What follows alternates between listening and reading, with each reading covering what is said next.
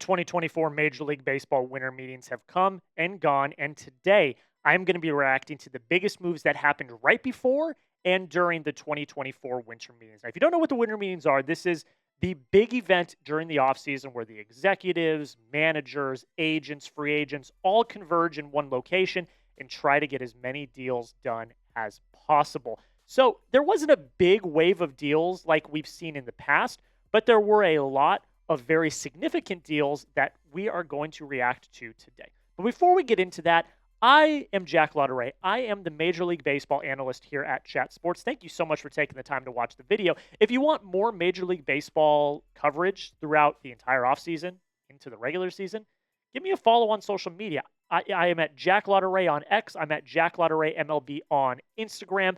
Those links will be down in the comments and description of today's video. I am posting daily content around the latest news, rumors, signings, everything going on in Major League Baseball. You can find it all over there on my social media platforms. Okay, let's get into the biggest signing of the winter meetings. Obviously, that is Juan Soto signing the 15-year, $765 million deal with the New York Mets. At the end of the day, it came down to 5 teams. The 2 New York teams, the Boston Red Sox, the Toronto Blue Jays, and the Los Angeles Dodgers. The reports around the Dodgers were that they offered around $600 million, so that was never going to take the cake. I didn't really ever think that they were that much of a contender for Soto, and they didn't need to be. They're World Series champions. They already have a super team. I didn't think that they needed to get Soto, so they're okay. The Blue Jays I never thought were a contender as well. They have very deep pockets, but their future prospects just aren't there. I didn't think Soto at the end of the day was going to pick Toronto because it wasn't just the money for Soto. Soto also cared about the future prospects, the farm system, a relationship with the owner, what the current Major League lineup looks like. And I didn't think Toronto had a very good case for landing him in any of those categories. So at the end of the day, and this is kind of what the reports are, is it came down to the final 3, the 2 New York teams and the Boston Red Sox. And at the end of the day, Steve Cohen, as we all expected, pushed his red button and gave him the biggest deal. Not only is this worth $765 million, there's a $75 million signing bonus. There's an opt-out after the 5th year, and there are escalators that can get this deal up to $800 million. I think at the end of the day, Soto is a generational player. I think he's the best pure hitter in this generation of baseball, and he definitely deserved this bag. And the Mets get their guy, Francisco Lindor, and Soto is a lethal duo at the top of the lineup, but they're not done yet. I do consider them World Series contenders. I mean, they took the Dodgers, to the length almost in the NLCS this past year. And I think that if they go out and make a few more deals, if they bolster the rotation, if they get some protection for Soto and Lindor in the lineup, they are instantly going to be contenders in the National League and honestly probably for the World Series as a whole. Before we move on, I want to hear from you guys. Give me your one-word reaction to the Juan Soto signing. I did a video on this right as it broke the other night, and if you watched that, thank you so much. And in that video, I gave my one word. It was bag. Soto got a bag that he deserved. If you look at a lot of, crazy, weird analytics and stats around Soto, before his age 26 season, he is in Hall of Fame territory. Like I've already said, I think he is the best pure hitter in this generation of baseball. And Steve Cohen was going to do everything in his power to make sure that Juan Soto was a Met. That was the apple of his eye. He was absolutely going to make it happen. And sure enough, Juan Soto is a member of the New York Mets. The next signing, biggest signing that I want to talk about, happened right before the winter meeting started, and that was Willy Adames agreeing to a 7-year, $182 million deal with the San Francisco Giants. I love this deal for the Giants. The Giants for a while have had a reputation of not being able to close on big free agents. Obviously we had the Arson Judge. That happened in the past. They were in on the Ohtani sweepstakes as well. They've never been able to lock down a huge free agent. And while Adames is not the biggest free agent of this class of free agents, I really like what he brings to this Giants team. I think it's one of the best pickups the Giants could have made this offseason. You put him on the left side of that infield at shortstop, his natural position, with Matt Chapman at third base. You have one of the best left sides of an infield in all of baseball. And if they continue to add on, which the rumors are they are, with potentially a Corbin Burns and some other free agents, this Giants team could quickly become a contender and a very chaotic NL West. I absolutely love this move. I don't love it for Adames. I think he probably should have waited until Soto signed because he probably would have gotten more money in a deal. But I think for both sides, Adames gets paid. He does. $182 million is nothing to scoff at. And the Giants get a much-needed superstar to pair with Matt Chapman on the left side of that infield. I think this is a fantastic move and one of the probably most underrated moves that will happen in this offseason. Next biggest move that happened, this happened right after the Juan Soto signing. All the teams that didn't sign Soto had to quickly pivot, and the Yankees made the first big pivot, signing Max Fried to an 8-year, $218 million deal. The Red Sox and Blue Jays were both rumored to also be in on Max Fried, but at the end of the day, Fried wanted that 8th year, and the Yankees gave him that 8th year. I think Max Fried was my favorite starter in this class. He is 30 years old, so that 8-year, he'll be 38 by the time that contract ends, but he's a dominant left-handed pitcher that has shown it time and time again. I think pairing him with Garrett Cole is a lethal 1-2 punch for the Yankees. I think the Yankees have a very lethal rotation going into this season. I would be scared if I was any team that had to face the Yankees, especially if they are at the top of their turn of the rotation with Garrett Cole and Max Fried. I love this move for the Yankees. I think that he probably got more than he thought he was going to, but after the Juan Soto sweepstakes ended, everyone had to pivot, and they had to pivot fast. Another move that happened, another kind of pivot that happened, the Rangers were also a team that was in on Max Fried, and after Fried signed, they pivoted and brought back Nathan Eovaldi on a 3-year, $75 million deal. We know who Eovaldi is at this point. He is dominant. He has his best moments when the lights shine brightest. He's a very solid and consistent starting pitcher, and he was a big reason why the Rangers had any success over the past few years. When Scherzer and DeGrom were going down with injuries, Eovaldi was there picking up the slack, and I love this for them. I think the Red Sox were also a team that were in on Eovaldi, but at the end of the day, I don't think they were willing to offer enough. We will talk about the Red Sox in a second. They were a little more occupied with another pitcher that we'll talk about coming up in a few minutes. But Eovaldi returns with the Rangers. He knows them. He's comfortable there. I like this for both sides. 75, 3 years for 75 is a good chunk of money, but 25 a year AAV is not the end of the world. I, again, really like this for the Rangers. I think Eovaldi gets a bit of a payday. He's somewhere where he's comfortable. I have no issues with this at all.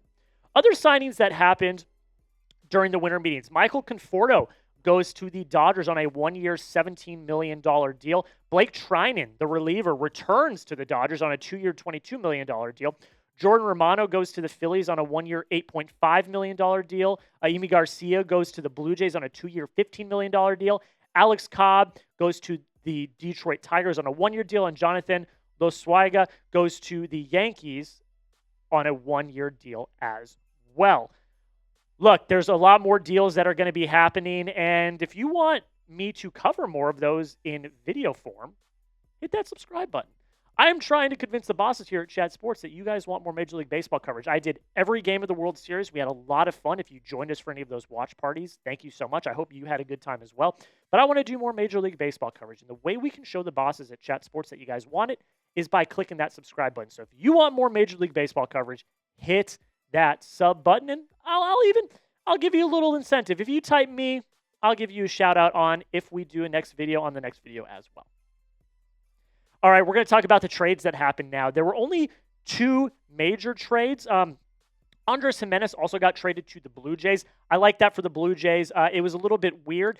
I think that Gimenez is a future, he is who he is. He is a solid defender, but not that great with the bat. So I'm interested to see what the thought process was for the Blue Jays. But we're going to cover the 2 trades that I absolutely loved in this winter meetings. The first one is Garrett Crochet. This was probably the second biggest news behind Juan Soto, maybe third behind Max Fried. The White Sox trade Garrett Crochet to the Red Sox in return for 4 prospects. Headlining that prospect package is Kyle Teel and Braden Montgomery. Kyle Teel is one of the top 4 prospects, was one of the top 4 prospects in the Red Sox system. He's a catcher that the Red Sox were very excited about, but obviously he is now with the Chicago White Sox. Braden Montgomery is the first-round pick that the Red Sox had this past season from Texas A&M, suffered a very brutal ankle injury during the playoffs last year in college, but has a very high upside and is a very good switch-hitting bat. So I think the White Sox got exactly what they wanted. They wanted some prospects for the future that are going to have an impact, and the Red Sox got what they desperately needed. They needed a left-handed top-of-the-rotation ace, and that is Garrett Crochet. Now, I know what everyone's going to say. Crochet has not pitched that much as a starter. This past year was his first year as a starter. He was transitioning from a relief pitcher to a starter, but when he pitched, he was absolutely electric. His stuff is fantastic. His K per 9 is incredible. He gets swing and miss. He gets exactly what the Red Sox are looking for. Someone with dynamic pitches that gets a lot of swing and miss that will go long into games. I admittedly, as a Red Sox fan, love this for both sides. I think the Red Sox, from the Red Sox perspective, they get their front-of-the-line ace without having to sacrifice any major league talent or any of their top 3 prospects in Roman Anthony, Marcelo Meyer, and Christian Campbell. If any major league talent or those 3 prospects had to go, I still would have been happy as a Red Sox fan to get Crochet, but I would have had a little bit of trouble sleeping at night due to the package that would have gone back in return. You didn't have to give any of that away. So as a Red Sox fan, I love this. As a White Sox fan, I love this as well because you're getting really solid prospects from a Red Sox system that is absolutely stacked with talent. The next trade that I want to talk about, and this trade I think is going to be another one of the most underrated transactions that happens this offseason. The Marlins trade Jake Burger to the Texas Rangers for 3 prospects. I am very high on Jake Burger. When I was doing my end-of-year awards, he won the Marlins MVP award. Now, it's not hard to do when the Marlins aren't that great of a team, but Burger has a lot of upside. He is a young player that has really solid raw power. I think he's going to fit into the Rangers lineup very nicely. He'll probably split time at first base and DH, but he's a young power hitter that the Rangers are going to have for a long time, a lot of controllable years for him.